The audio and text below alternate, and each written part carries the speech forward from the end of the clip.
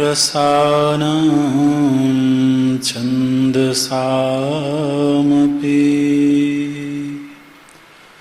मङ्गलानां च कर्तारो वन्दे वाणीविनायको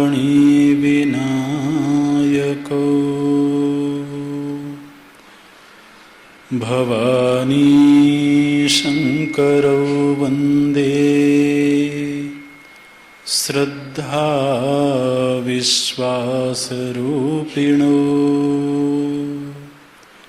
याभ्यां विना न पश्यन्ति सिद्धा स्वान्तस्थमीश्वरम्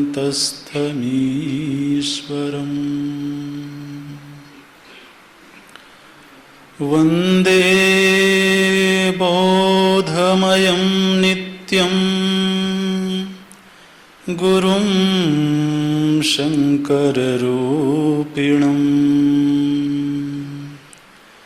यमाश्रितो हि वक्रोऽपि चन्द्रः सर्वत्र वन्द्यते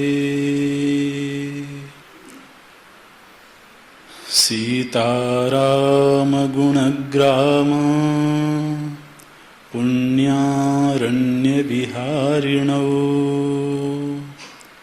वन्दे विशुद्धविज्ञानो कवीश्वरकपीश्वरौ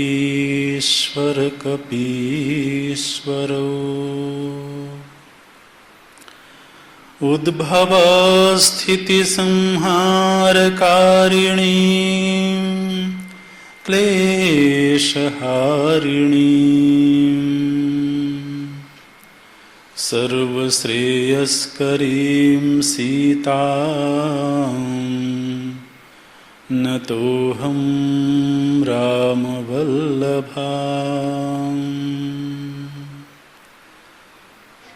यन्मायावशवर्ति विश्वमखिलं ब्रह्मादिदेवासुराः यत्सत्त्वादमृषैव भाति सकलं रज्जौ यथा हेर्भ्रमः यत्पादप्लवमेकमेव हि भवाम्भोधे स्थितिर्षावताम्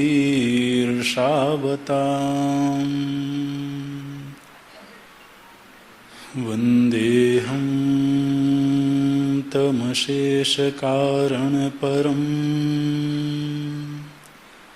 रामाख्यमीशं हरिम् वन्देऽहं तमशेषकारणपरम्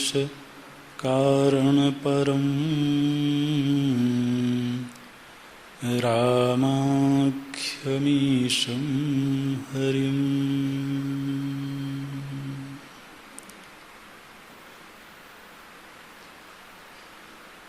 श्रीराम जय जय राम।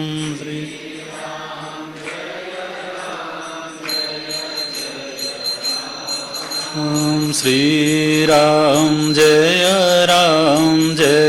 जय राम।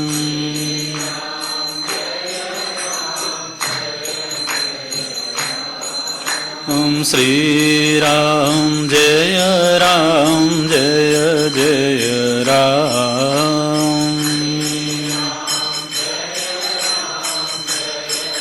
जय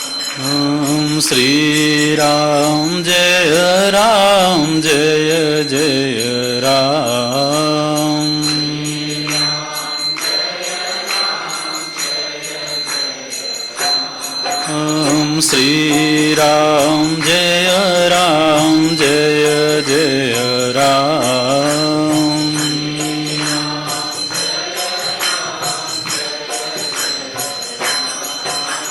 श्रीराम जय जय राम।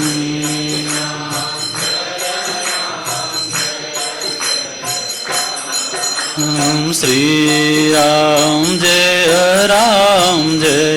जय राम।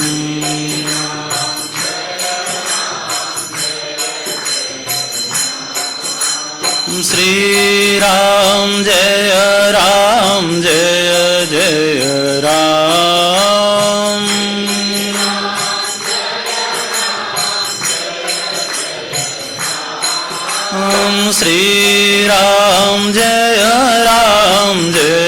जय राम।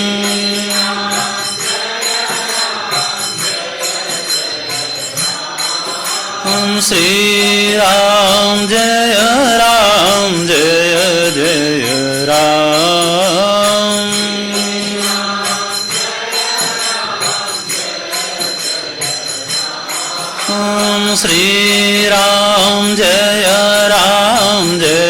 जय राम।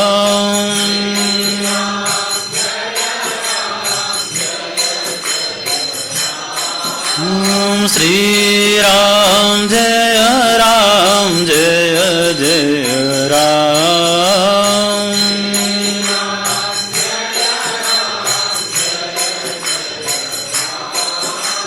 श्रीराम जय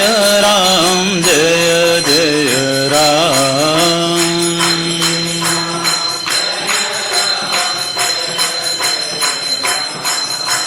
श्रीराम जय जय राम।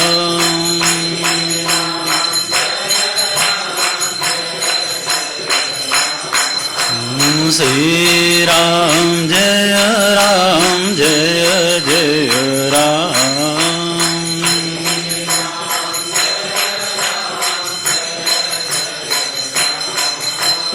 श्रीराम जय जय राम।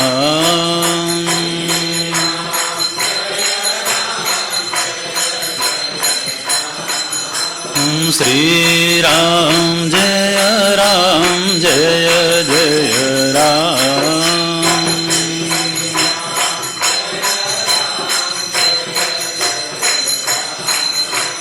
श्रीराम जय जय राम।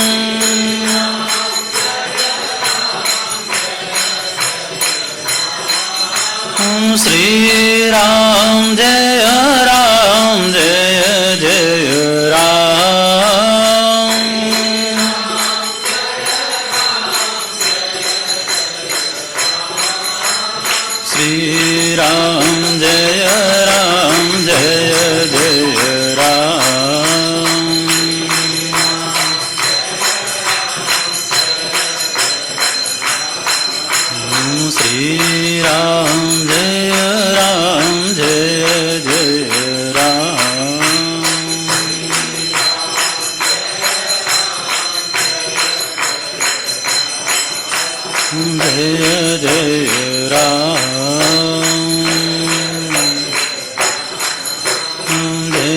सिया राम जय राजा राम जय जय राम जय जय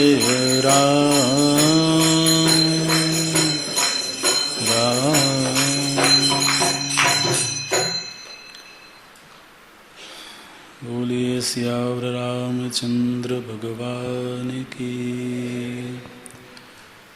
श्री हनुमान जी महाराज की। श्री सद्गुरुनाथ महाराज की।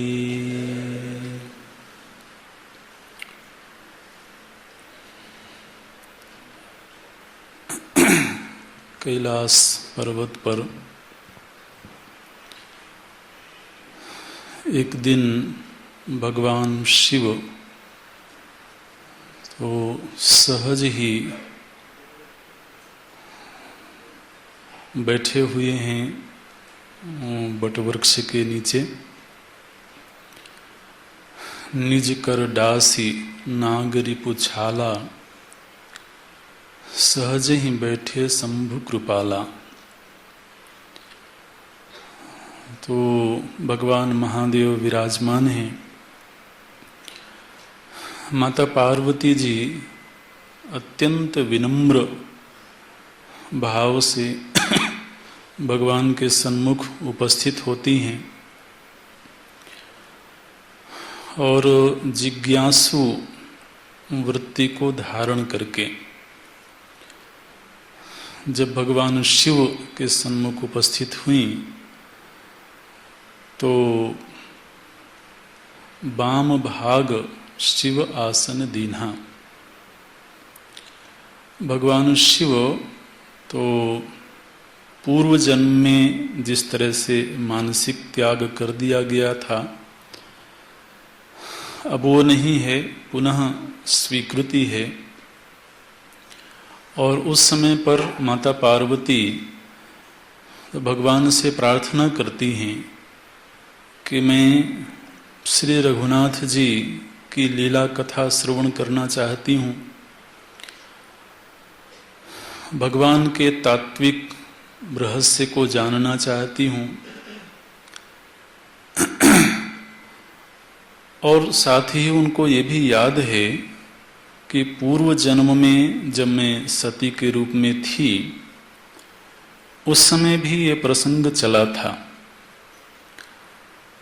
और प्रभु जी ने भगवान की लीला सुनाई थी, कथा का श्रवण करवाया था, लेकिन उस समय मैंने साभिमान श्रवण किया था, अभिमान सहित श्रवण किया था, इसलिए उस श्रवण का प्रभाव नहीं पड़ा था। इस समय पर माता पार्वती जी उस प्रसंग को याद करती हैं और बोलती हैं कि पहले जैसा संशय अब मेरे भीतर नहीं है। मैं पूरी श्रद्धा के साथ, समर्पण के साथ आपके सन्मुख उपस्थित हूँ और यदि आप मुझे अपनी दासी समझते हैं तो आप कृपा पूर्वक मुझे भगवत तत्व का उपदेश करें। भगवान शिव प्रसन्न होते हैं जब माता पार्वती जी ने कहा कि मैं रघुनाथ जी की लीला कथा सुनना चाहती हूँ। तो केवल भगवान की स्मृति होने मात्र से तो शिव जी का जो मन है वो समाहित हो गया, समाधिस्थ हो गया अपने आराध्य की स्मृति मात्र से।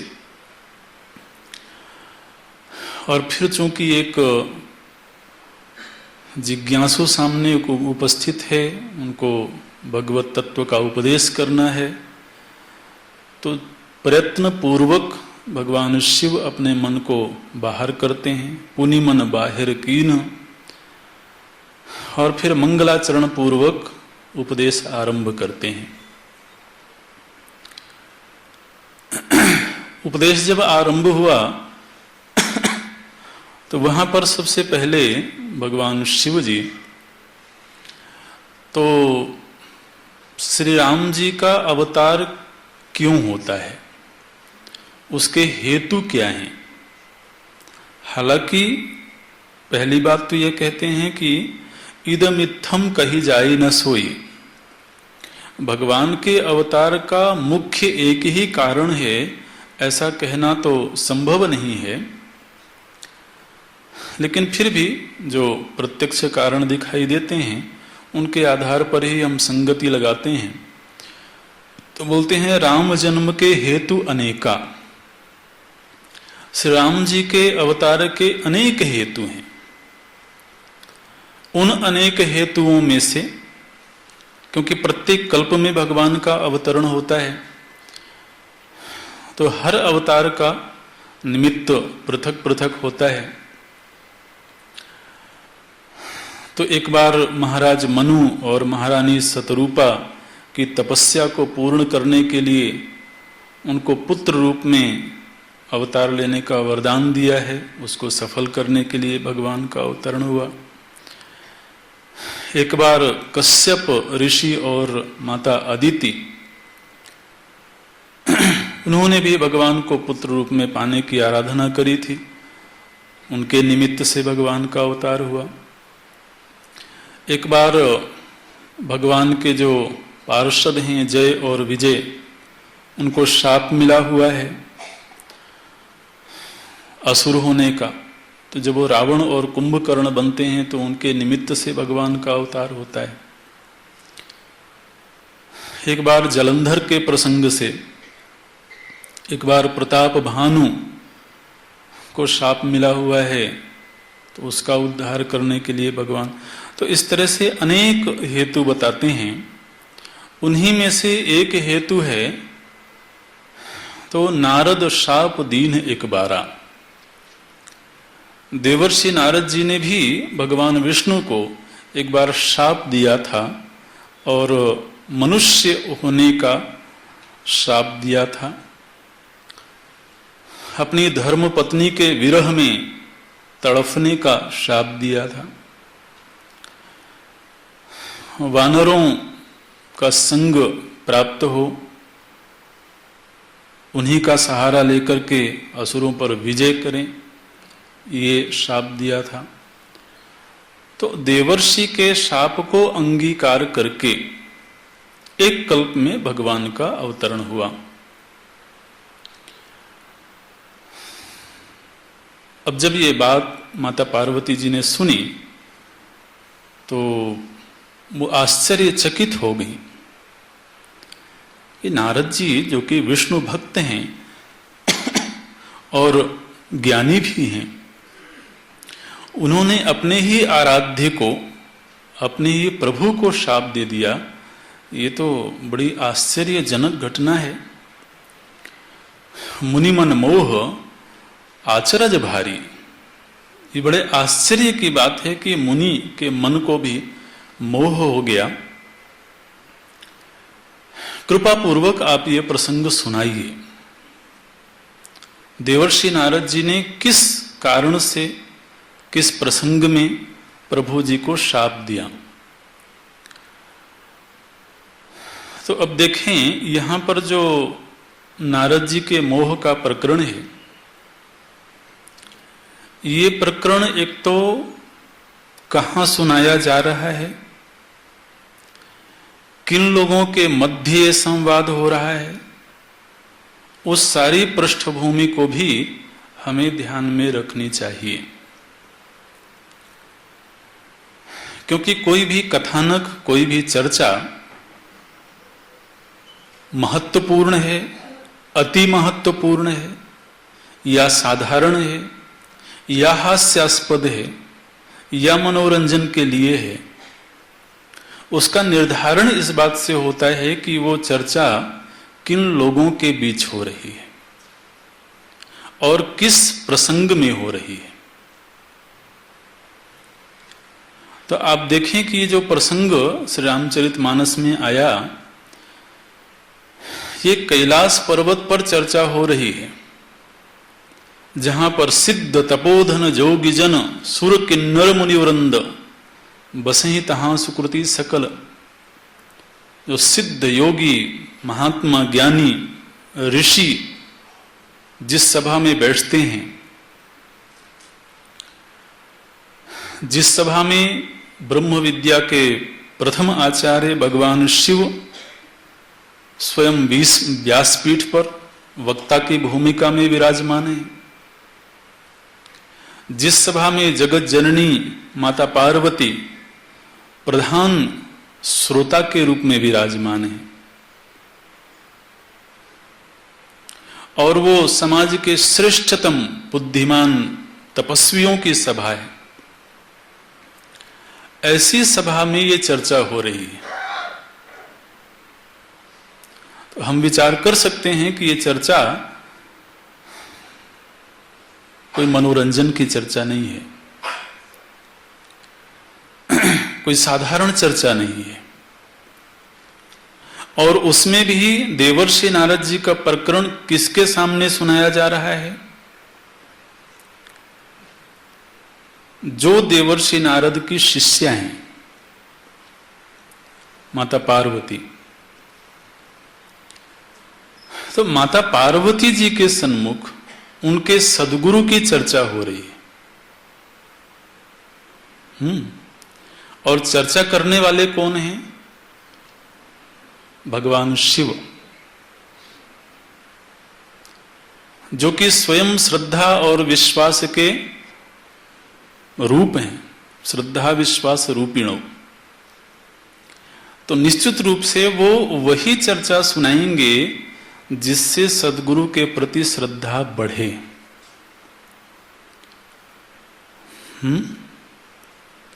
तो वो चर्चा कोई हास्यास्पद नहीं हो सकती है।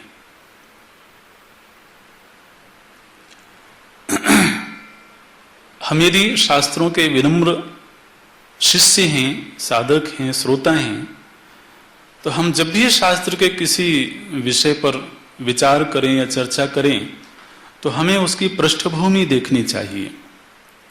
वो चर्चा किन महापुरुषों के मध्य हो रही है,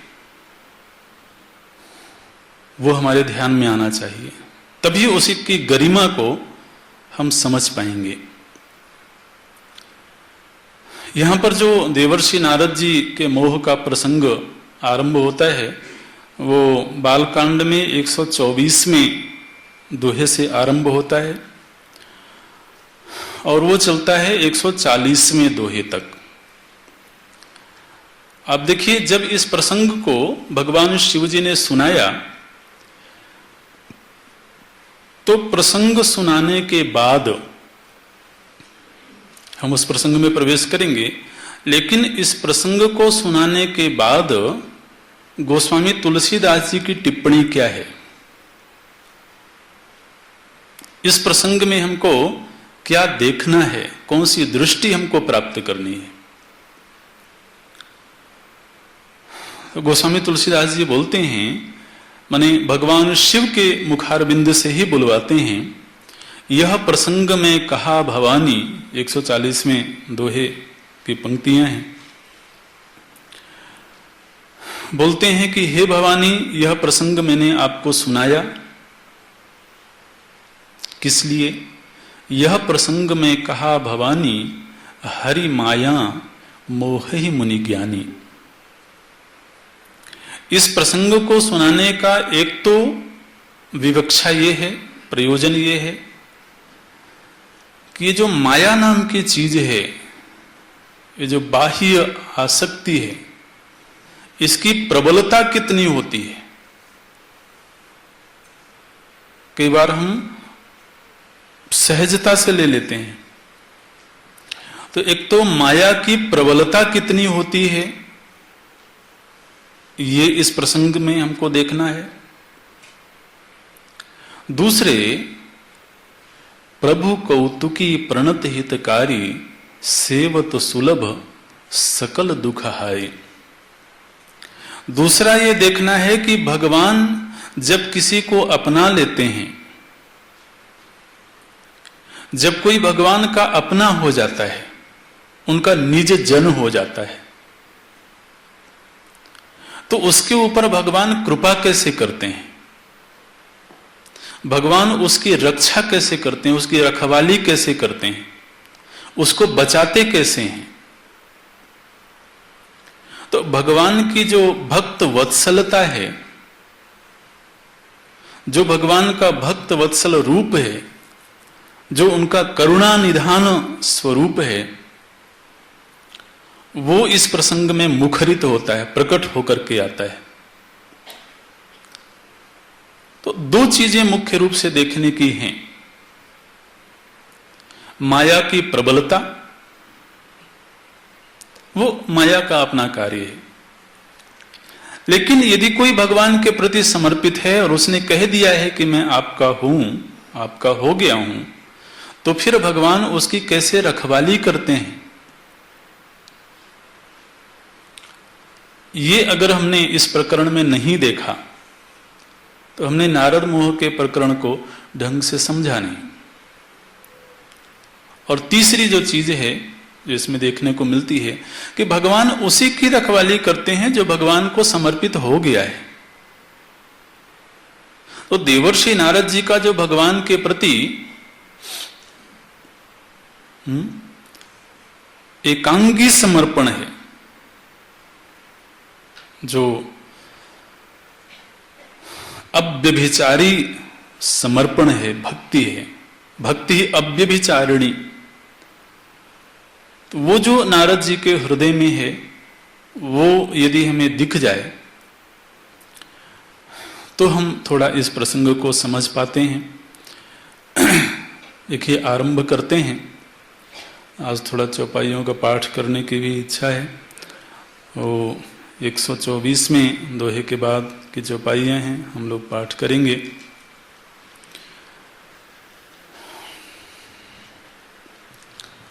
हिमगिरि गुहाए कति पावनी, हिमगिरि गुहाए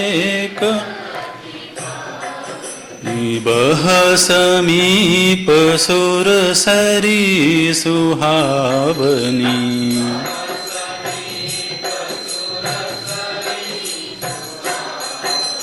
आश्रम परम पुनीत सुहावा,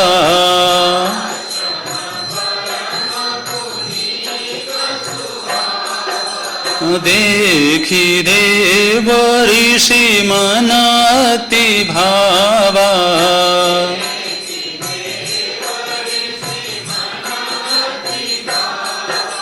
निरखी शैल सरी विपिन विभागा,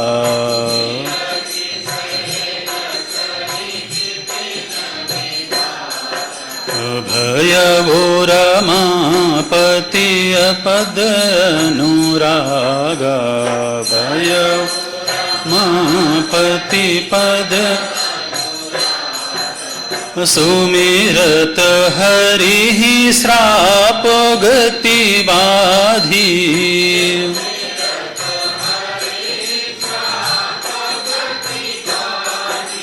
सहज बिमल मन लागी समाधि,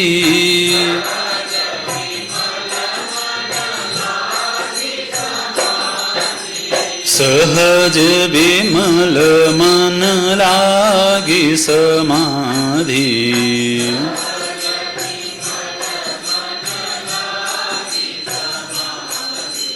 मुनि गति देखी सुरेश डराना,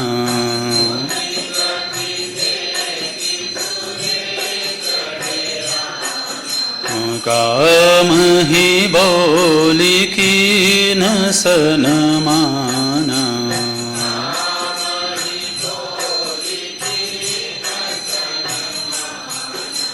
सहित सहाय जाहु मम हेतु,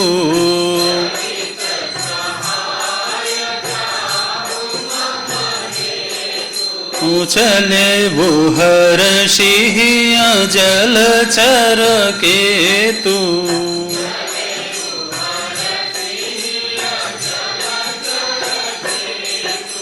सुनासी रमन महोसी त्रासा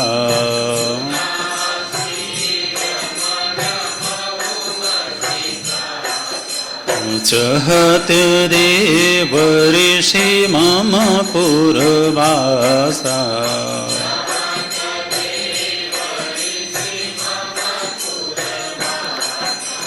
जे कामी लोलुप जग माही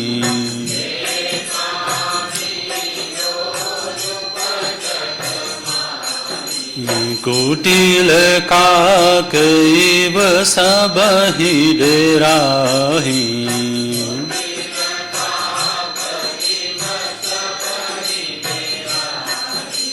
सुख हाड़लै भाग सठ सुख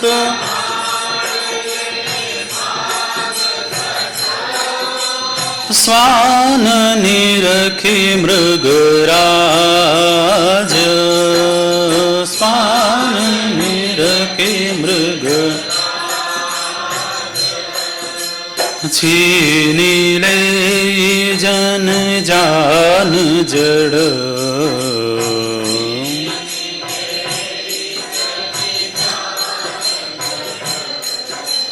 तिमि सुरपति न लाज तिमि सुर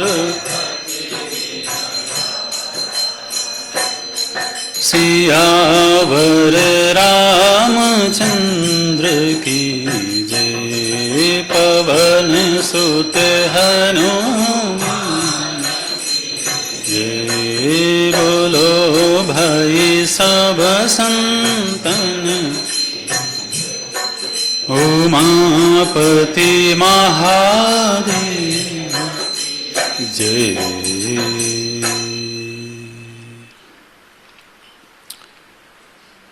कहूँ राम गुण गाथ भरद्वाज सादर सुनहु भव भंजन रघुनाथ भज तुलसी तजी मान मद। देवर्षि नारद जी एक बार हिमालय की तराइयों में विचरण कर रहे थे और हिमालय में विहरण करते हुए उनको एक सरिता का तट दिखाई दिया। बड़ा सुरम्य वातावरण है, शांत वातावरण है। हिमगिरि गुहा एक अति पावनी बह समीप सुरसरी सुहावनी। माता सरस्वती जी का तट है और वहाँ एक गुफा है, पवित्र गुफा है और उसके साथ ही एक आश्रम है। आश्रम परम पुनीत सुहावा देखि देव ऋषि मन अति भावा। उस पवित्र वातावरण को देख करके देवर्षि नारद जी की इच्छा हुई कि थोड़ी देर तक यहाँ बैठ करके साधन भजन करना चाहिए। तो परिवेश का भी अपना प्रभाव होता है, वातावरण का भी चित्त पर प्रभाव होता है। तो इस पवित्र शांत स्वच्छ आश्रम को देख करके देवर्षि का मन लग गया वहां पर और भगवत स्मृति जाग गई। भयउ रामपति रमापति पद अनुरागा। और जब भगवान का प्रेम भगवत भक्ति हृदय में जगी तो गोस्वामी जी कहते हैं कि सुमिरत हरि श्राप गति बाधी। हम लोग देख रहे थे देवर्षि नारद जी को शाप मिला हुआ है, 2 घड़ी से ज्यादा वो कहीं ठहर नहीं सकते हैं। लेकिन इस समय भगवत कृपा से उसमें केवल वातावरण का ही प्रभाव है, इतना ही नहीं। गोस्वामी जी क्या कहते हैं, सुमिरत हरि, भगवान की स्मृति होने पर सुमिरत हरि शाप गति बाधी। भगवान का स्मरण करने से तो चाहे कोई भी शाप हो वो सब उस समय के लिए दूर हो जाता है। और सहज विमल मन लागी समाधि। तो एक तो मन निर्मल है और उस निर्मल मन में भगवान की स्मृति है। तो निर्मल मन और भगवत भक्ति, इन दोनों का जब संयोग हो जाए तो मन सहज ही समाधि में चला जाता है।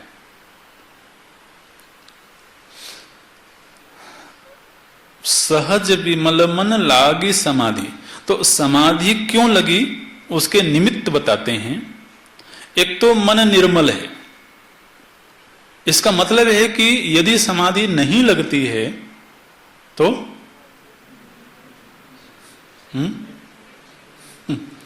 मन में अभी जरा मलिनता है, उसमें दोष है कहीं। दूसरे, सुमिरत हरि। समाधि लगने का जो दूसरा निमित्त बताते हैं गोस्वामी जी, वो है भगवान की स्मृति और प्रगाढ़ स्मृति,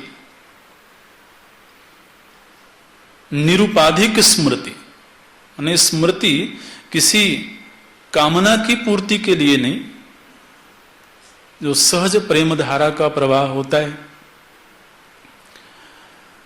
तो ऐसा जो भगवत प्रेम है, जब वह चित्त में स्फुरित हुआ तो वह चित्त सहज ही समाहित हो गया। और यहां समाहित करने में कोई कर्तृत्व तो नहीं है। आप अगर ध्यान देंगे, शुरू से ही अगर ध्यान देते चलेंगे तब तो ये प्रकरण पकड़ में आएगा। समाधि क्यों लगी, उसमें हमें कह सकते हैं कि हमारा कर्तृत्व था, हमारी साधना थी, हमारी तपस्या थी। लेकिन गोस्वामी जी दिखा रहे हैं और भगवान शिव ये दिखा रहे हैं कि समाधि लगने में निमित्त है एक तो प्रकृति। प्रकृति पवित्र है, सुंदर है, साधना के अनुकूल है। तो प्रकृति का प्रभाव, भगवान की स्मृति और अंतःकरण की निर्मलता, समाधि लगने के ये निमित्त हैं। वहां कहीं अपना कोई कर्तृत्व तो नहीं दिखाई देता है। असल में जो कर्तृत्वाभिमान होता है, ये स्वयं ही समाधि में रुकावट बन जाता है, क्योंकि वो अहम जगा हुआ है ना, तो चित्त को समाहित ही नहीं होने देता।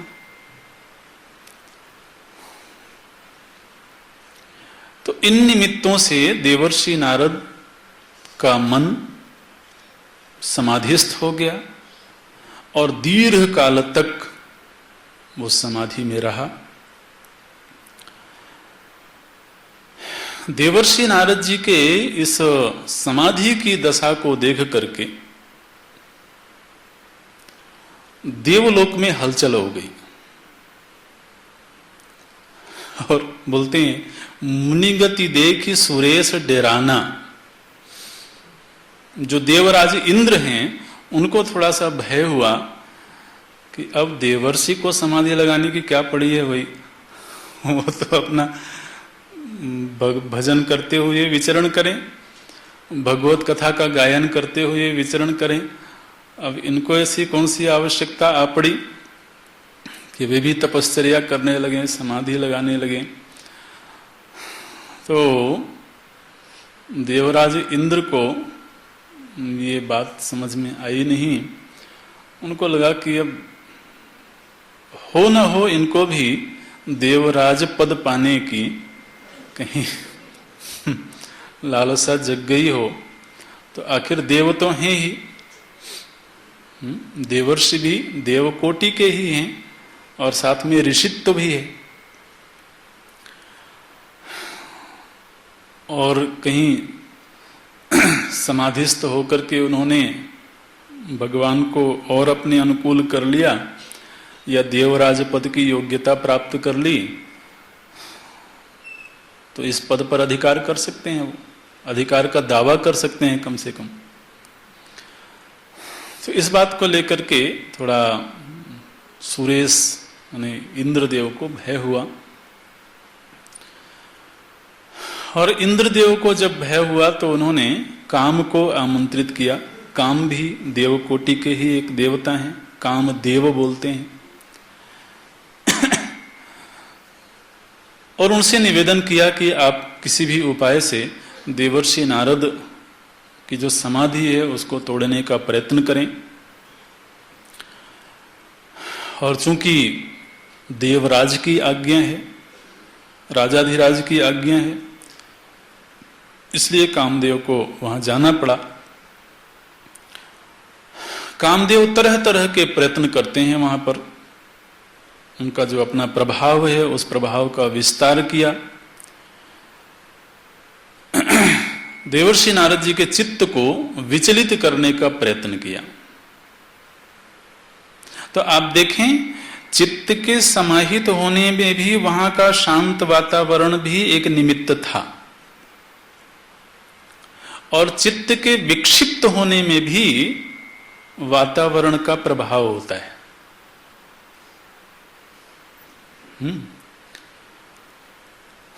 तो हम किसी पवित्र आश्रम में बैठे हों तो चित्त में एक प्रभाव होता है, और मैखाने में बैठे हों तो एक प्रभाव होगा, चित्त तो वही है। तो अब कामदेव की कोशिश ये है कि इस वातावरण को बदला जाए। जिस शांत वातावरण की वजह से चित्त समाहित हुआ है उस वातावरण को ही अशांत कर दिया जाए, उस वातावरण में ही काम का प्रभाव पैदा कर दिया जाए, विषय भोगों का प्रभाव पैदा कर दिया जाए, तो निश्चित रूप से उस वातावरण का प्रभाव चित्त पर पड़ेगा। और वो प्रयत्न कामदेव ने किया।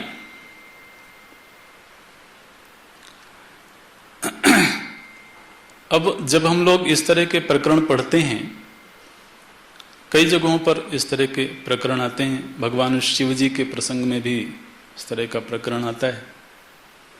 मन में कभी प्रश्न उठते हैं कि जब भी कोई समाधि का प्रयत्न करता है या समाहित होने की कोशिश करता है इस तरह से, तो इंद्रदेव परेशान क्यों हो जाते हैं? और इंद्रदेव का चरित्र जिस तरह से शास्त्रों में देखने को मिलता है, तो कई बार बहुत श्रद्धा नहीं पैदा करता कम से कम। और यहां पर तो गोस्वामी जी ने जो शब्द प्रयोग किए हैं देवराज इंद्र के प्रति, वो बड़े कठोर से हैं। सूख हाड़ लई भाग सट स्मान निरखि मृकराज, छीन लेई जनि जान जड़ तिम सुरपति ही न लाज। तो गोस्वामी जी काफी डांटते हैं देवराज इंद्र को। लेकिन इन कथानकों का, इन प्रसंगों का आध्यात्मिक भाव भी हम लोगों को समझना चाहिए। देखिए, जब भी हम कभी ध्यानाभ्यास का प्रयत्न करते हैं, अपने जीवन से जोड़ करके इन प्रसंगों को देखना चाहिए। जब कभी भी हम समाधि का या ध्यान का अभ्यास करते हैं तो उस अभ्यास में व्यवधान कौन पैदा करता है?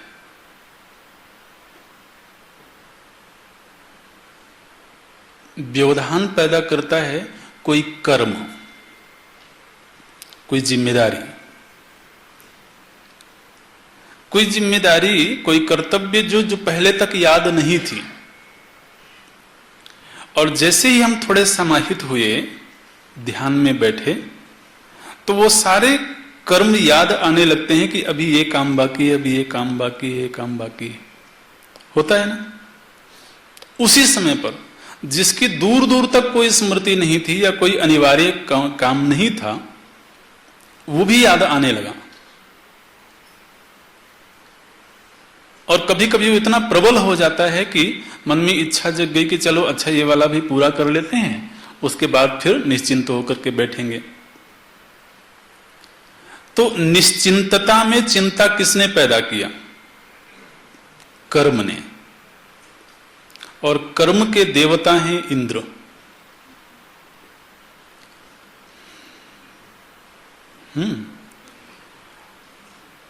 तो ध्यान में व्यवधान उपस्थित करता है कर्म, और कर्म जब सामने खड़ा होता है तो वो इच्छा का रूप धारण करके खड़ा होता है। वो इच्छा है कामदेव। एक इच्छा जग गई कि अच्छा ये वाला काम निपटा लेता हूं, अगर ये अधूरा रह गया तो पता नहीं फिर भूल जाएगा शायद।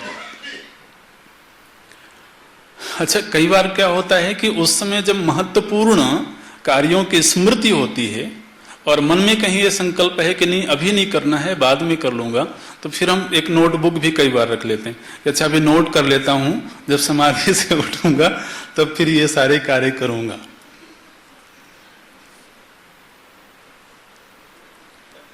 तो आप इनका जरा संयोग देखिए कि समाहित चित्त जब होवे उस समय जो कर्तव्यों की स्मृति है वो उसमें विक्षेप पैदा करती है और वो इच्छा का रूप धारण करती है। वो कामदेव है। और फिर जो बिल्कुल भी नगण्य चीजें थी उनके प्रति चित्त में महत्व बुद्धि जग गई। अरे इतना महत्वपूर्ण काम मैंने छोड़ दिया।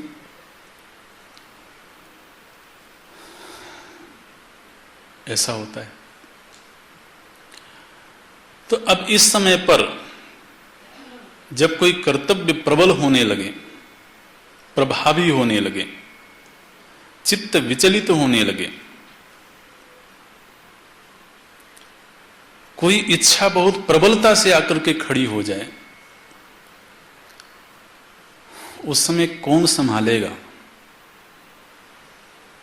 उस समय हमारे चित्त को विचलित होने से, विक्षिप्त हो जाने से कौन संभालेगा?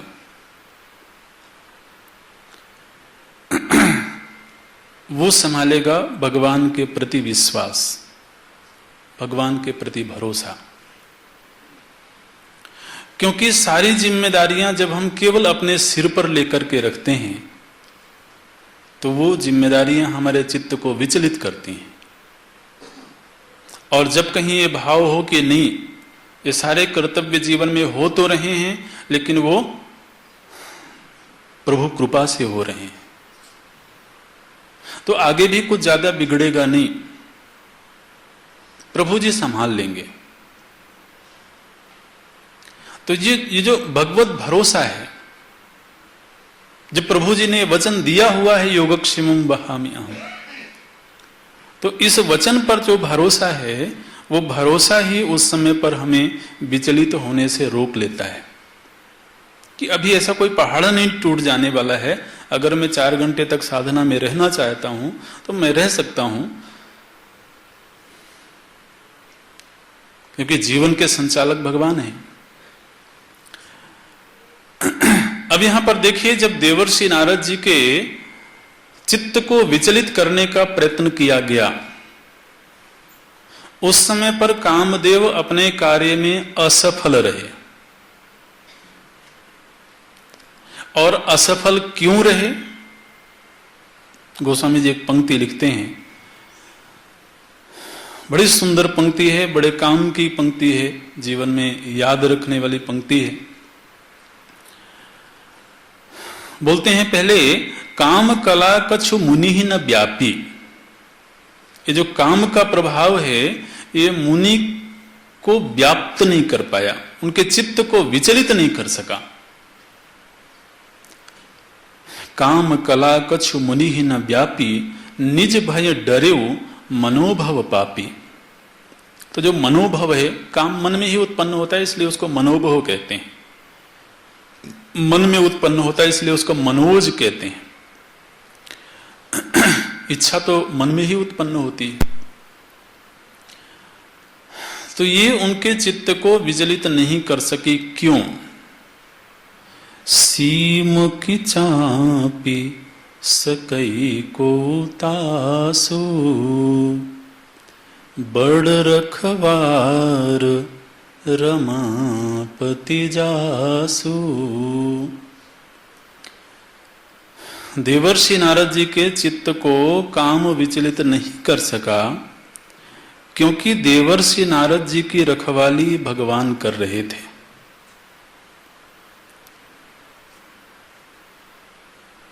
उनकी अपनी तपस्या नहीं।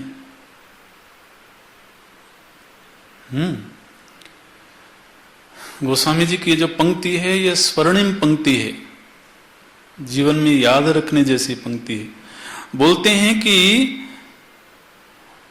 जिसके रखवाले भगवान हों उसकी सीमा का कोई उल्लंघन नहीं कर सकता है। उसकी सीमा के उस पार किसी की हिम्मत नहीं है कदम रख देने की। सीम की चापी सकई को उतासु। वो व्यक्ति चाहे साधारण हो, लेकिन अगर वो भगवान के प्रति समर्पित है, उसकी शरणागति है, भगवान के प्रति अपने जीवन को विसर्जित कर दिया है, समर्पित कर दिया है, तो बोलते हैं दुनिया में किसी में ताकत नहीं है कि वो उसकी सीमा का उल्लंघन कर सके। सीम की चापी सकई को उतासु, बड़ रखवार रमापति जासु। जिसके रखवाले स्वयं रमापति हैं, जिसके रखवाले स्वयं भगवान विष्णु हैं, अन्य देवताओं की क्या हिम्मत है। काम एक देवता है, लेकिन वहां देवता की भी कोई दाल नहीं गल सकती है, देवता का भी कोई प्रभाव नहीं हो सकता। असुरों का प्रभाव तो आप छोड़ दीजिए, दैवी शक्तियों का भी वहां कोई प्रभाव नहीं पड़ सकता है जो भगवान के प्रति समर्पित है। ये जो टिप्पणी है ये इस प्रसंग में बहुत सार्थक है, क्योंकि देवर्षि नारद जी को काम प्रभावित नहीं कर सका। उसमें कारण क्या था? बोलते हैं क्योंकि रमापति उनकी रखवाली कर रहे थे, भगवान के प्रति वो समर्पित हैं, इसलिए भगवान ने ये जिम्मेदारी ले ली है। प्रभु जी जिम्मेदारी ले लेते हैं जब हम अपने आप को समर्पित करते हैं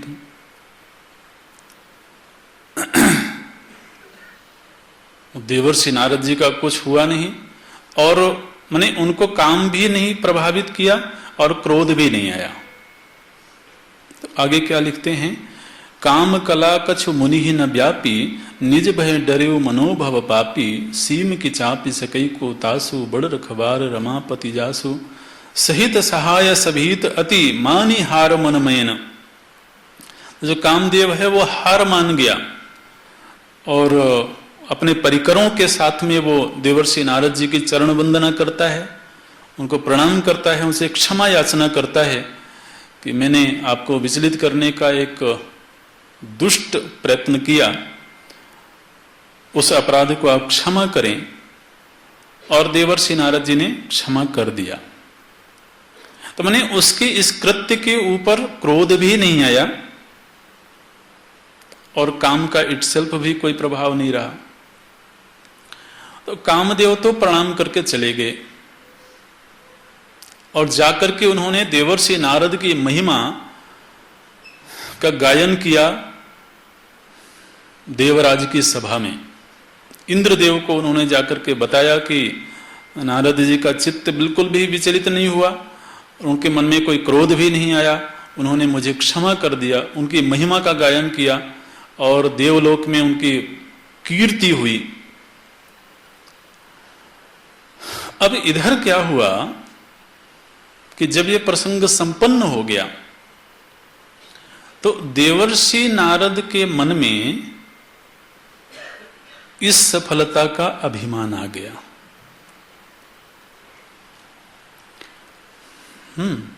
अब यहां पर देवर्षि नारद जी एक लीला कर रहे हैं। इस बात को हमें ध्यान में रखना है कि देवर्षि नारद जी के माध्यम से भगवान शिव हमारे सामने एक दृष्टांत प्रस्तुत कर रहे हैं, एक लीला प्रस्तुत कर रहे हैं कि हमारे जीवन में जब कभी भी किंचित भी यदि आध्यात्मिक सफलता मिलती है, माने चाहे हम ब्रह्मचर्य में सफल हो जाएं, चाहे हमारी समाधि लग जाए, ध्यान लग जाए, जीवन में कोई साधना बन जाए। तो जब भी कभी जीवन में हम थोड़े से भी आध्यात्मिक रूप से सफल होवें, तो उस समय हमें ये बात याद रखनी चाहिए कि ये सफलता केवल और केवल भगवत कृपा का परिणाम है। क्योंकि हमने इस छोटे से प्रकरण में देखा, समाधि लगी, निमित्त क्या था? सुमिरत हरि ही। काम असफल रहा, निमित्त क्या था? बड़ रखवार रमापति जासो।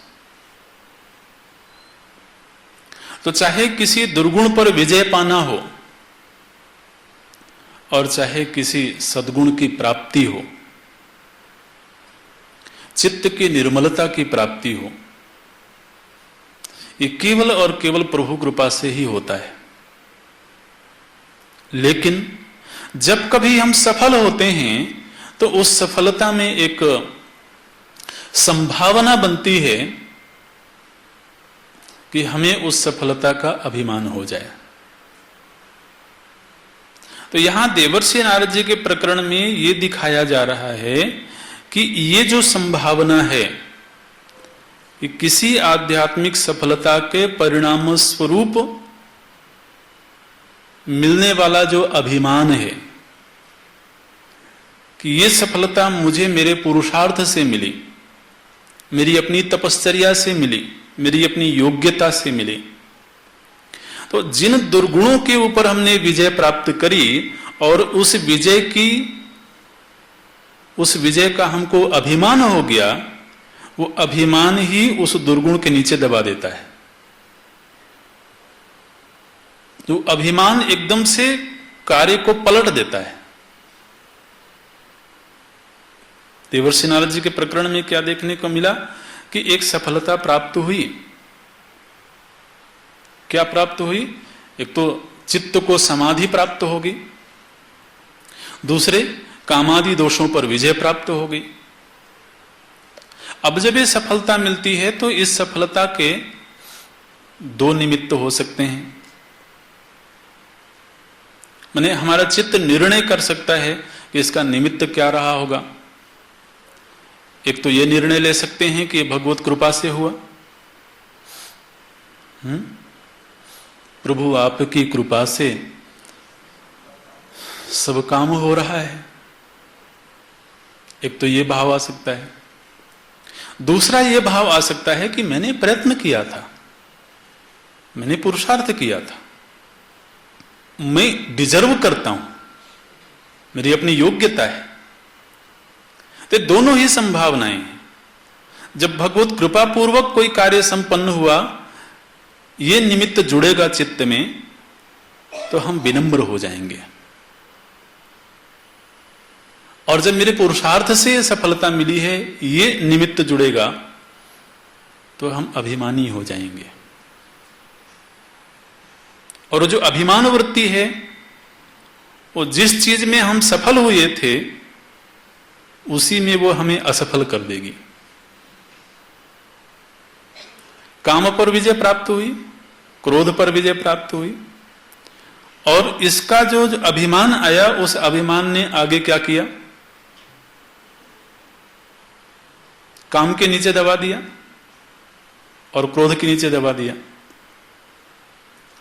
तो एक साधक के जीवन में घटने वाली घटना देवर्षि नारद के माध्यम से प्रस्तुत किया जा रहा है, उसको दिखाया जा रहा है कि दोनों ही संभावनाएं हैं। हम किधर चले जाते हैं वो हमें देखना है। अच्छा, तो अब यहां पर यह हुआ, देवर्षि नारद जी के मन में अभिमान आ गया। और देखिए, जब हमें किसी सफलता का अभिमान होता है तो वो अभिमान हमें प्रतियोगिता के लाइन में खड़ा कर देता है।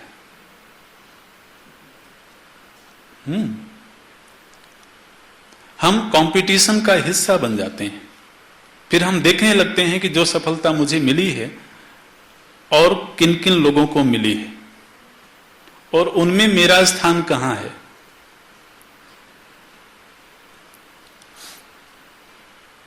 तो अब देवर्षि नारद जी ने याद किया कि जो प्रसंग मेरे जीवन में आया हूबहू बिल्कुल वैसा ही प्रसंग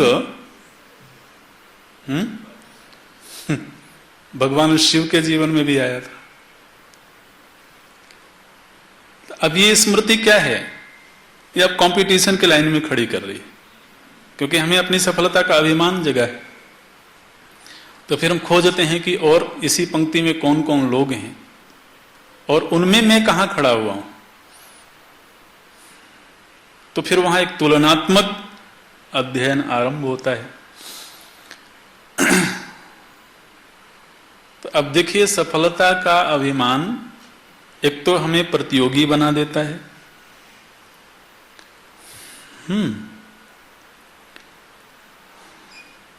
दूसरे वो प्रदर्शन की मांग करता है। मन में मांग पैदा होती है कि जो सफलता मुझे मिली है इसका प्रदर्शन होना चाहिए, लोगों को पता लगना चाहिए।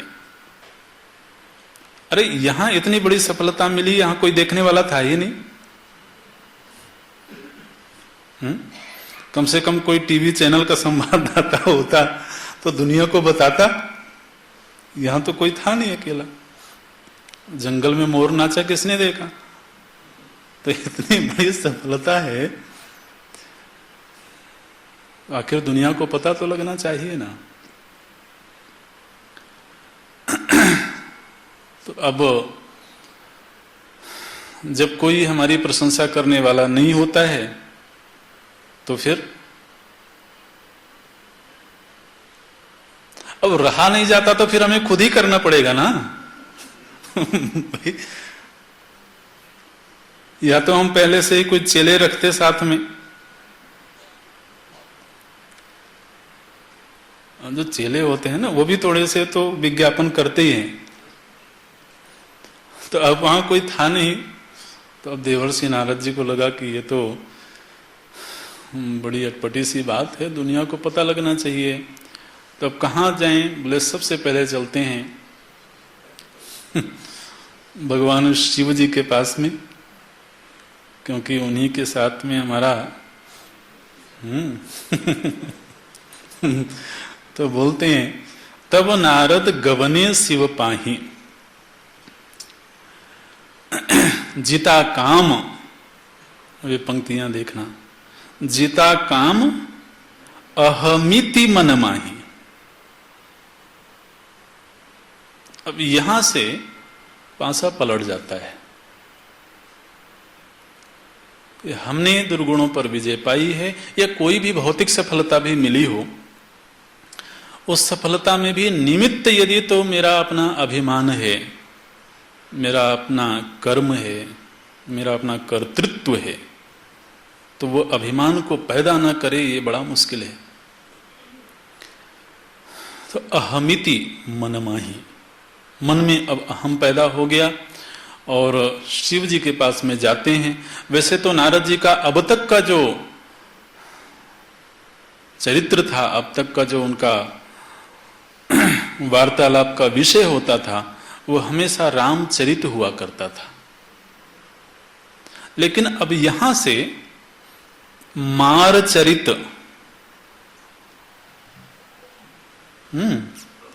अब वो राम उलट गया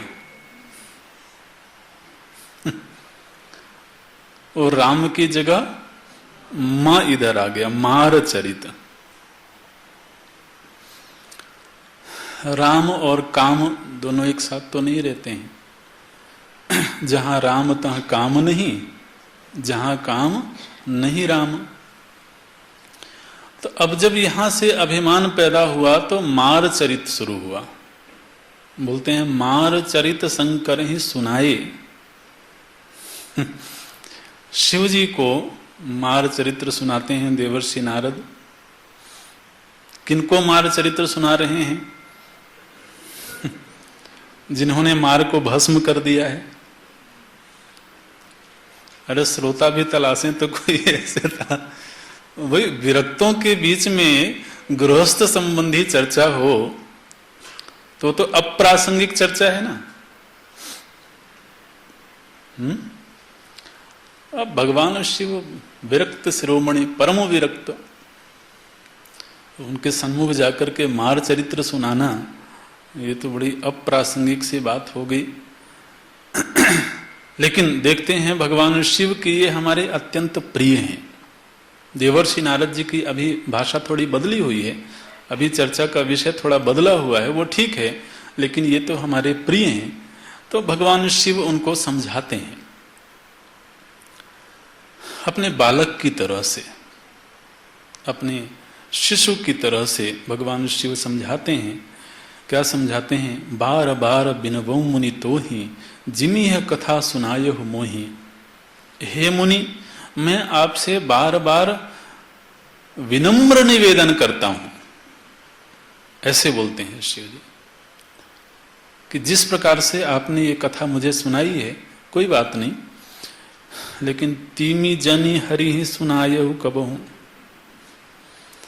ये कथा आप भूल करके भी भगवान विष्णु को नहीं सुनाना। और भगवान विष्णु हैं अंतर्यामी, अंतर्यामी भी हैं और साथ में कौतुकी भी हैं। भगवान विष्णु कौतुकी है,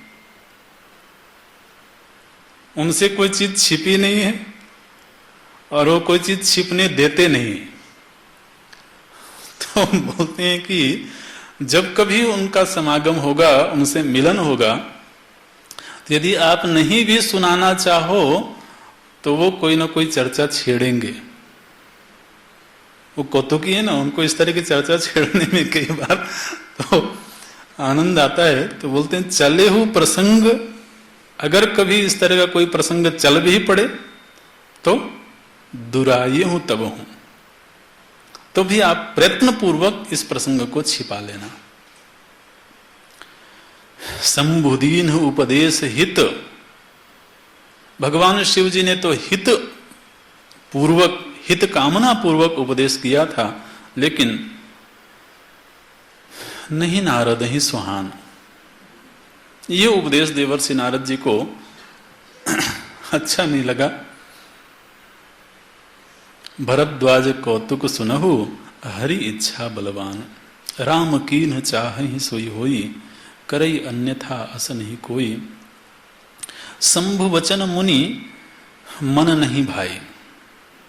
भगवान शिव जी के जो वचन हैं वो देवर्षि नारद जी को अच्छे नहीं लगे, और फिर अब थोड़ा अपने घर में भी चर्चा करनी चाहिए इस विषय पर। तो ब्रह्मा जी के पास गए, ब्रह्मा जी पिताजी है ना उनके, तो विरंची के लोक सिधाए, ब्रह्मा जी के पास भी जाकर के सुनाया। देखिए यहां पर हमको क्या देखना है,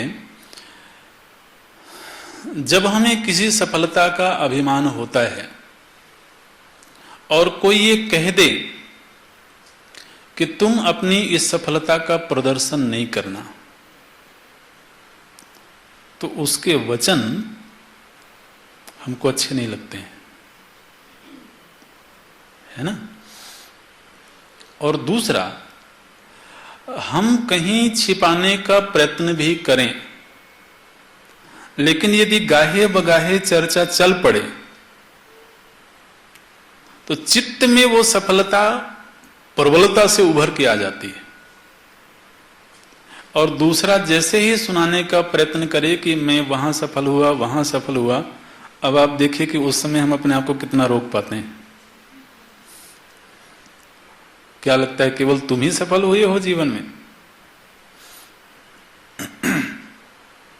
वहां फिर हम अपने आप को नहीं रोक पाते हैं। तो यहां पर भगवान शिव जी ने मना किया, तो ये मना करना अच्छा नहीं लगा। ये भी सफलता के अभिमान के फिर साइड इफेक्ट्स हैं। और दूसरे, कहीं यदि चर्चा चलती है तो वहां हम अपने आप को रोकने में असमर्थ पाते हैं, और ये बात भगवान शिव जी को पता है। इसलिए उन्होंने कहा कि चले हूं प्रसंग दुराये हूं तबों। यदि ऐसा कहीं प्रसंग चले भी, तब भी कोशिश करना कि ये चर्चा मत छेड़ो, छिपा लो इसको। लेकिन अब देवर्षि नारद जी को ये बातें अच्छी नहीं लगी, और अब तड़फ ये भी थी कि भाई शिव जी को सुना दिया, ब्रह्मा जी को सुना दिया, लेकिन जब तक भगवान विष्णु को ना सुनाया जाए तब तक तो अभी बात अधूरी है। एक बार कर तल कर बीना, गावत हरिगुण गान प्रवीणा, क्षीर सिंधु गवने मुनिनाथा। एक बार का प्रसंग है, वीणा वादन करते हुए, भगवान के गुणगान करते हुए, तो क्षीर सिंधु में देवर्षि नारद पधारे हैं। और जब क्षीर सागर में पधारे तो भगवान विष्णु बड़े आदर पूर्वक, भगवान विष्णु को मालूम है कि इस समय पर जरा सिर ऊंचा है, इसलिए तो आदर पूर्वक भगवान स्वयं उठ करके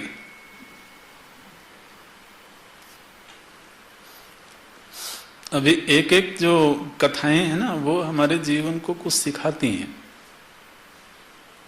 जब हमारे कोई बड़े हमें जरूरत से ज्यादा आदर देने लगे तो वहां हमको सावधान हो जाना चाहिए कि शायद इन्होंने हमारे भीतर कोई अहंकार देख लिया है।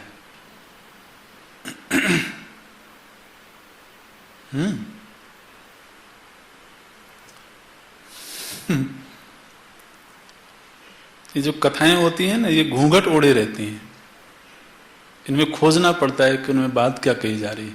आप देखिए वो माता सती जी को जब अभिमान हो गया था, हाँ, दक्ष पुत्री थी, और भगवान शिव जी की कथा को उन्होंने विनम्रता पूर्वक सुना नहीं था। उस समय पर भगवान शिव जी ने माता सती जी को सन्मुख आसन दिया था। सन्मुख शंकर आसन देना। लेकिन वही माता पार्वती जब विनम्र भाव से गई, श्रद्धा से भर करके गई, तो बाम भाग शिव आसन देना। ये प्रसंग देखने में छोटे छोटे लगते हैं, लेकिन इनमें जो भाव भरे हुए हैं कि हमारे जो बड़े हैं वो जब हमें सामान्य स्थिति से कहीं ज्यादा आदर देने लगे, क्योंकि बड़े हैं, उनका अपना बड़प्पन है, तो वहां हमें सावधान हो जाना है कि शायद उनको ये लगने लगा कि ये अभी अभिमानी है और ये आदर की मांग कर रहा है। अब देखिए यहां पर भगवान विष्णु स्वयं उठ करके देवर्षि नारद जी का स्वागत करते हैं। हर्षि मिले उठी रमा निकेता, और न केवल उठ करके देवर्षि नारद जी का स्वागत करते हैं। तो आप जरा सोचिए कि हम अपने घर में जाएं या अपने गुरु स्थान पर जाएं और माता पिता उठ करके हमें आमंत्रित करें, तो वो जरा थोड़ी सी ज्यादा हो गई ना। सदगुरु के पास जाएं और उठ करके वो हमें आदर दें, तो उनकी तरफ से तो वो उनकी अपनी महिमा है, लेकिन उसमें देखना यह है कि वहां कहीं हमारे भीतर कोई अभिमान दिखा है उनको, कहीं उनको ये दिखा कि ये व्यक्ति इस समय आया तो है, लेकिन ये साथ में आदर की कामना लेकर के आया है, ये प्रशंसा की कामना लेकर के आया है। कभी हमारे भीतर ये कामना होती है कि हमारे गुरु हमारी प्रशंसा करें,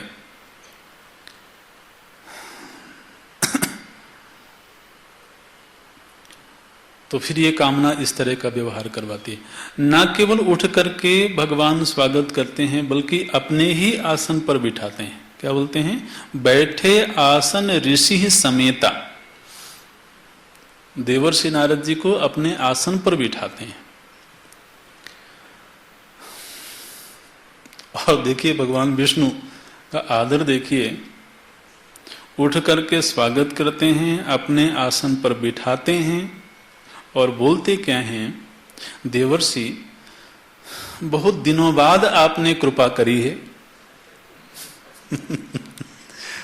बोले बिहंसी चराचर राया, बहुते दिनन कीन मुनि दाया। तो आपने बड़े दिनों बाद हमारे ऊपर दया करी है, हमें दर्शन दिया है, आपको नहीं लगता कि कुछ ज्यादा ही आदर मिल रहा है?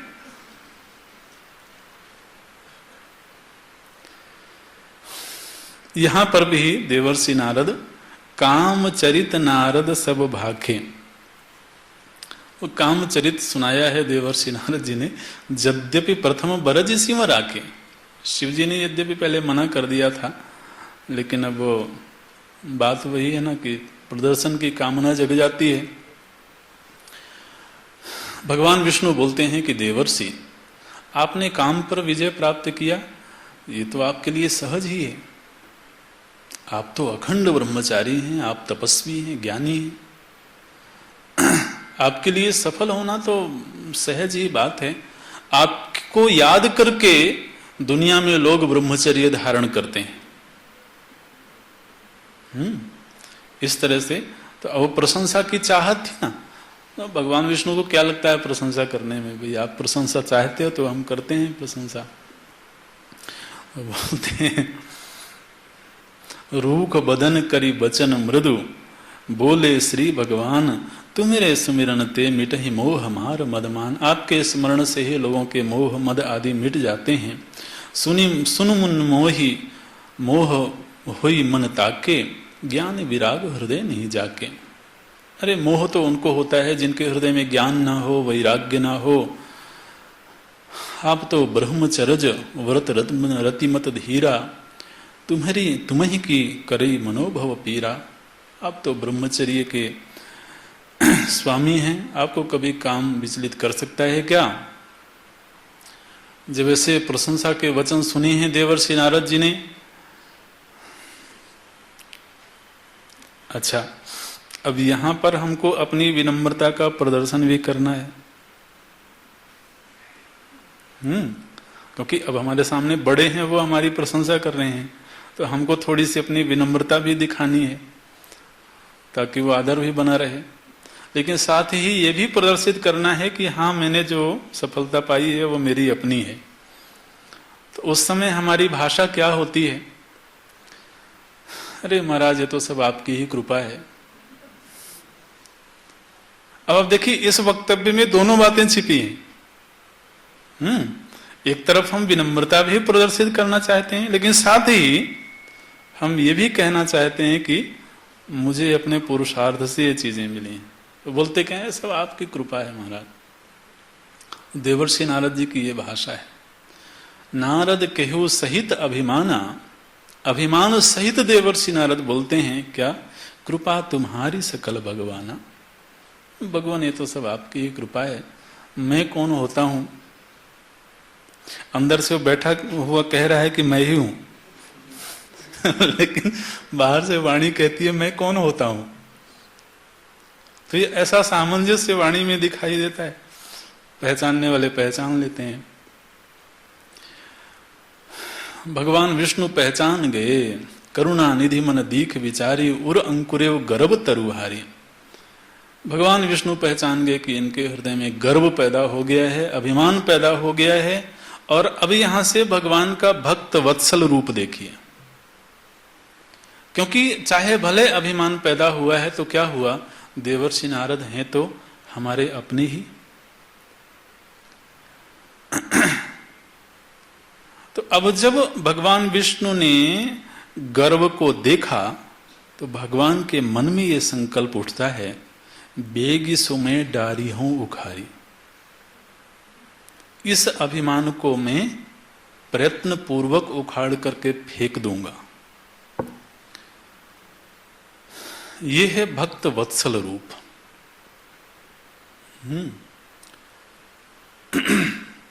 नहीं तो क्या पड़ी है, आप अभिमानी हो, बने रहो अभिमानी, हमें क्या लेना देना है। प्रायः तो यही भाव होता है ना।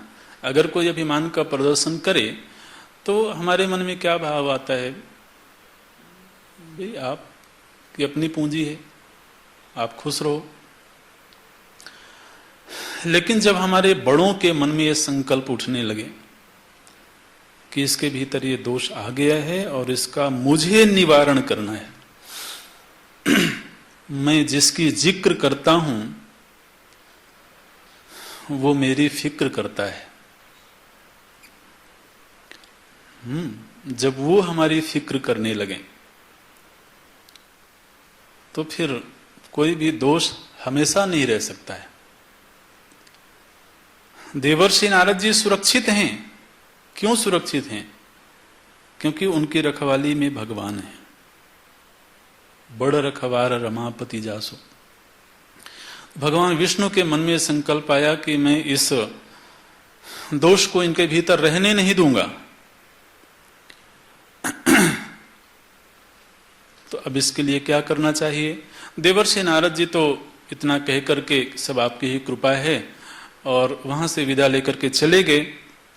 अब भगवान विष्णु को लीला करनी है, तो प्रभु जी ने अपनी माया को आहूत किया।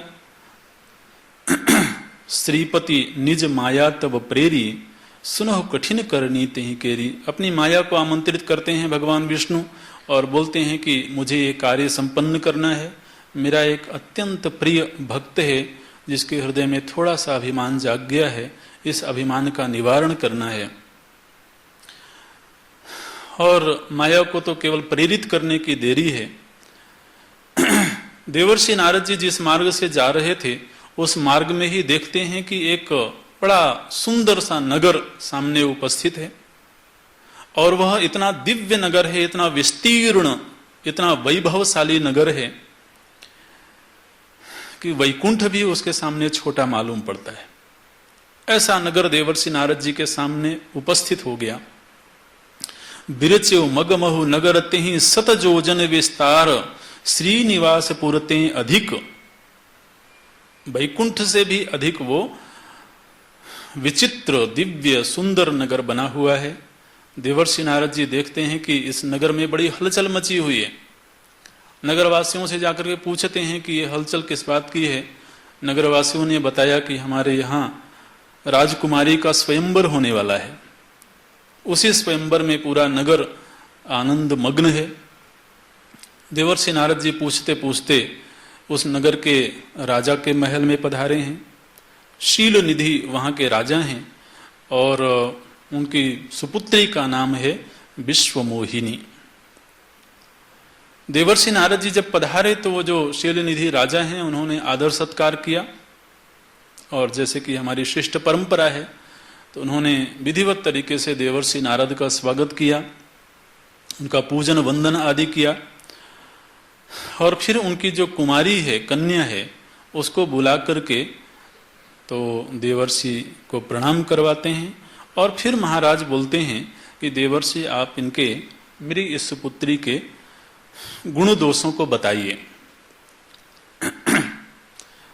तो बोलते हैं मुनि सुशीलता आपने, आगे है, विश्वमोहिनी तासु कुमारी श्री विमोह जिस रूप निहारी, स्वई हरिमाया सब गुण खानी, शोभा तासु की जाई बखानी, करी स्वयंवर सो नृपबाला, आए तहाँ अगणित महिपाला। आनि दिखाई नारद ही भूपति राजकुमारी, कहो नाथ गुण दोष सब यही के हृदय विचारी।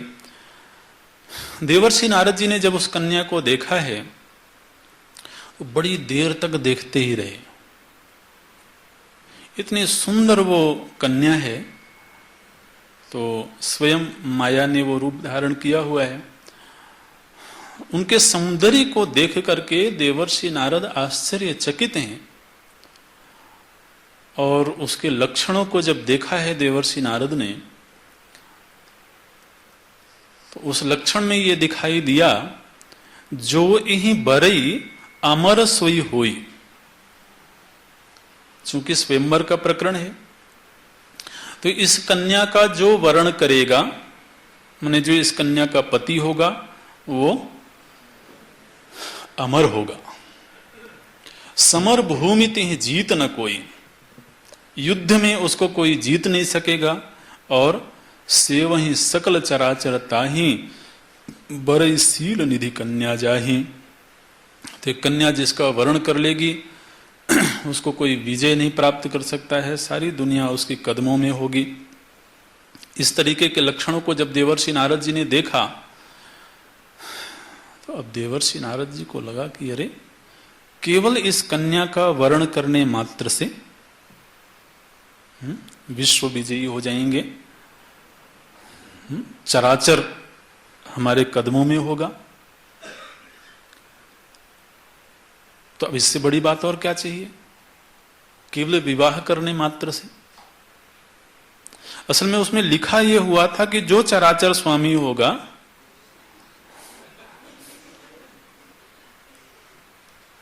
वो इनका पति होगा। और अब समझने में क्या भ्रम हो गया कि जो इनका पति बन जाएगा वो चराचर स्वामी हो जाएगा। अभी जो अभिमान है ना, ये तो यथार्थ दर्शन से वंचित कर देता है। मोह सकल व्याधिन कर मूला। तो देवर्षि नारद जी को लगा कि ये तो एक चांस है, एक अवसर है, लेकिन अब इसी समय पर स्वयंवर होने जा रहा है और मेरे पास में सुंदर रूप नहीं है, तो मुझे सुंदर रूप चाहिए। लेकिन देखिए इस समय पर अब अभिमान तो पहले से था ही, अब काम भी आ गया। जब तब कछु न होई तेहि काला, हे विधि मिले कवन विधि बाला। अब तो जब तब आदि कुछ होता नहीं है, मन में बस एक ही कामना जग गई कि ये बाला किस तरीके से मिल जाए। यहां पर ध्यान ये रखना है कि केवल बाला की कामना नहीं है। कामना इस बात की है कि इसके मिल जाने से हम विश्व के अधिपति हो जाएंगे। तो इसलिए वो आधी अधूरी ही समझ रहती है कि केवल काम जग गया, एक स्त्री काम जग गया, बात उतनी ही नहीं है। वो केवल निमित्त है। कामना ये जगी कि मुझे विश्व विजय चाहिए। तो जब हमें अपनी किस छोटी सी सफलता का अभिमान होता है तो फिर वह गर्व पैदा होता है, फिर बड़ी सफलता की मांग करता है। तो अब बड़ी सफलता की मांग हो गई कि फिर मैं विश्व का अधिपति क्यों ना बन जाऊं। तो उसके लिए चूंकि विवाह चाहिए, विवाह होना चाहिए। अब देखिए मन में जो मूल वृत्ति है देवर्षि नारद की, कि जब भी कभी इस तरह का कोई प्रसंग आता है, देवर्षि नारद हमेशा भगवान के पास जाते हैं। ये जो मूल वृत्ति है ना, इसको पहचानने की जरूरत है। जीवन में संकट आ गया, ठीक है, अभिमान आ गया, ठीक है, काम आ गया, क्रोध आ गया, वो भी ठीक है, लेकिन इन सब के केंद्र में क्या है? क्या बोलते हैं? मोरे हित हरिसम नहीं को। हरि से बड़ा मेरा कोई हितैषी नहीं है, इसलिए यही अवसर सहाय सोई हो। इस अवसर पर भी भगवान विष्णु ही मेरी सहायता करेंगे, इसलिए हरिसन मांगो सुंदरताई। मैं भगवान विष्णु से ही जाकर के सौंदर्य की याचना करता हूं। और अब सोचते हैं कि वैकुंठ जाने में तो बहुत विलंब होगा, यही उनको आमंत्रित करता हूं। और भगवान विष्णु जैसे ही स्मरण किया, भगवान विष्णु उपस्थित हो गए। भगवान विष्णु जब प्रकट हुए तो देवर्षि नारद उनसे प्रार्थना करते हैं कि भगवान, मेरे मन में इस कन्या को पाने की इच्छा जाग गई है, लेकिन मेरे पास में सुंदर रूप नहीं है, मुझे सौंदर्य चाहिए। कैसा सौंदर्य चाहिए?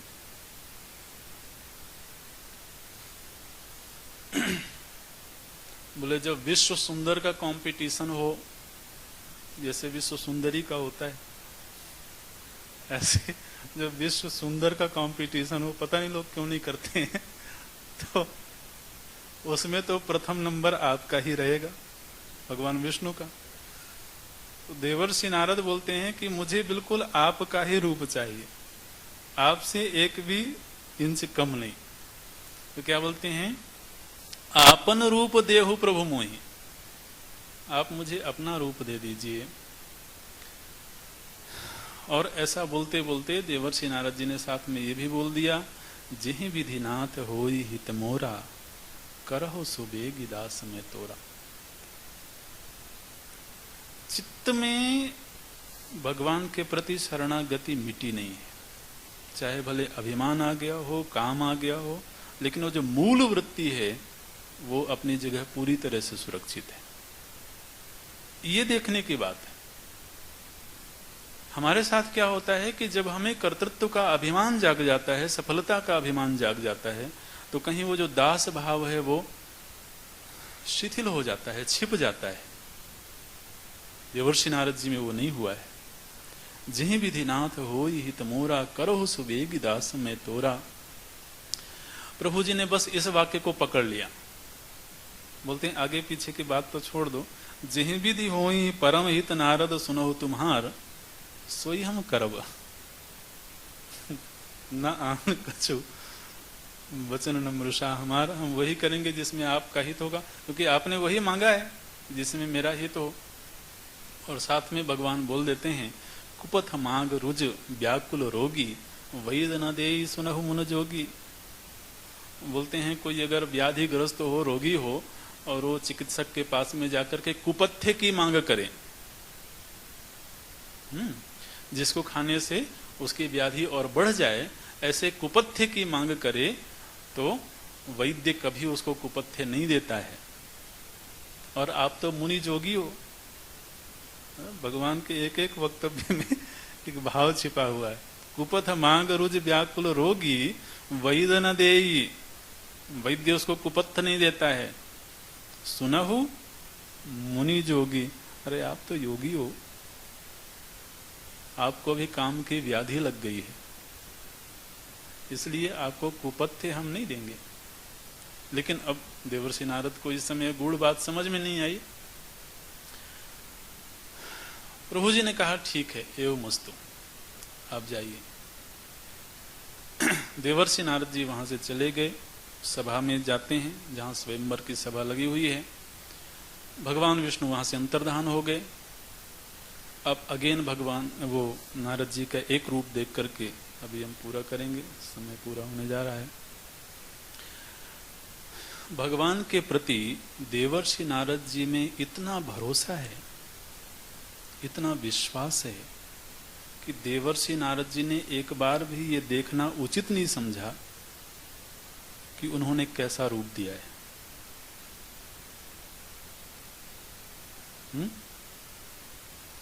सभा में जाने से पहले देवर्षि नारद जी ने अपने आप को देखा नहीं।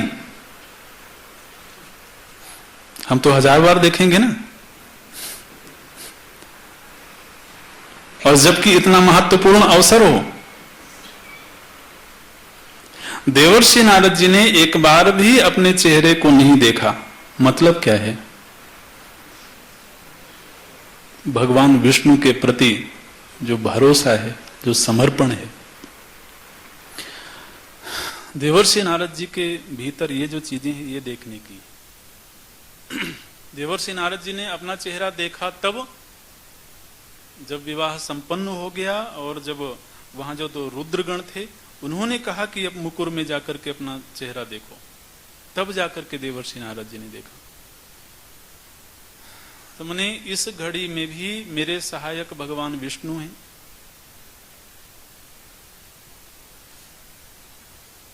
मैं उनका दास हूं और उन्होंने वचन दिया है, तो उसमें पूरी सत्यता है कि जो समर्पण है, जो भरोसा है, ये देवर्षि नारद जी में दिखाई देता है। अभी यहां पूरा करना होगा। श्री राम जय जय राम।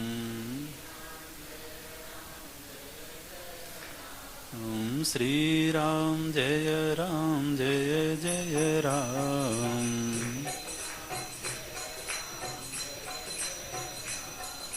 श्री राम जय जय राम। राम श्री राम जय जय राम।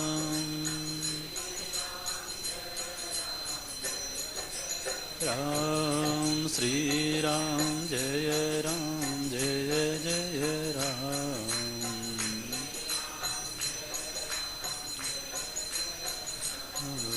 श्री राम जय जय राम।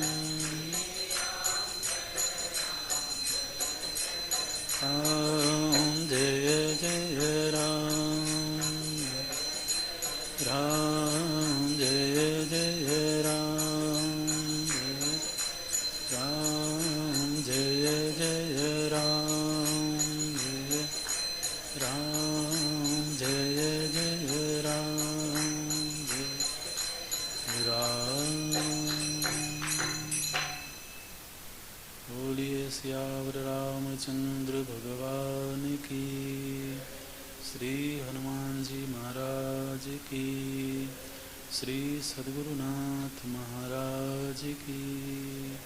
बोलो भाई सब संतन की, सब भक्तन की।